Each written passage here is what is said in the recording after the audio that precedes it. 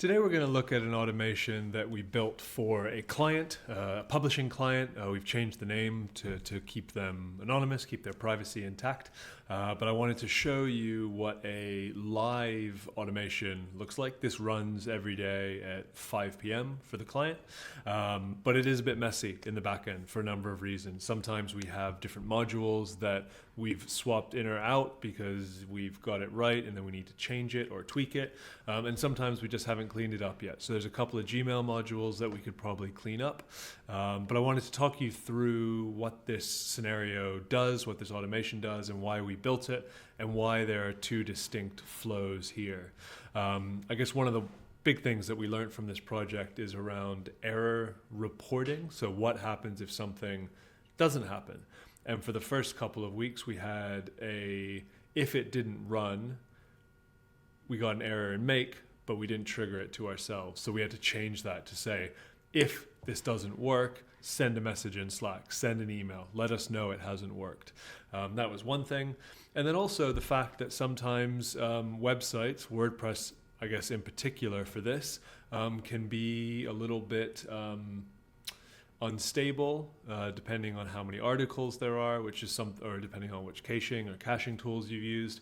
So it's something to keep in mind when working with a publishing system like this.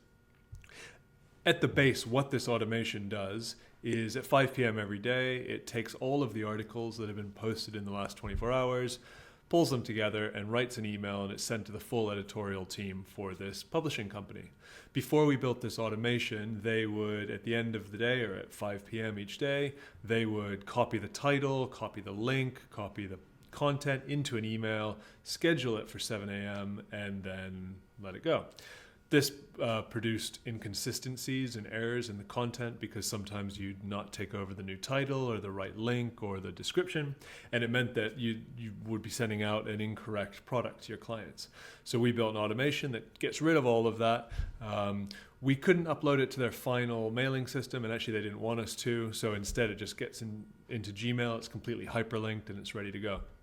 The reason we have two different versions of this same thing is over the holidays in December, I thought, let me turn this off. Let me pause it. Well, they're not working. They're not sending a newsletter out. So let's pause this automation. It doesn't need to go anywhere. For some reason, when we turned it back on in January, it was inconsistent. It wasn't working all the time. And so we needed to build both more robust error management so we know what will happen when it does or has an error. And we also needed a backup data source. So originally it was an RSS feed that would go through the email. That's our backup now. But what we did to make it more robust is we plugged straight into WordPress. So now at 5 p.m. it goes into WordPress, looks at the last articles, puts them together, emails. If for some reason it goes wrong, it emails us and it sends a Slack message to the team who can then change it or edit it. If it runs 3 or 4 times, it runs 3 times if it fails. But if it fails a 4th time, we come in, we check it, and we move this down here and run it from the RSS feed. This means that we know it will work, and that increased error reporting has meant we can jump on this a lot quicker than we were before.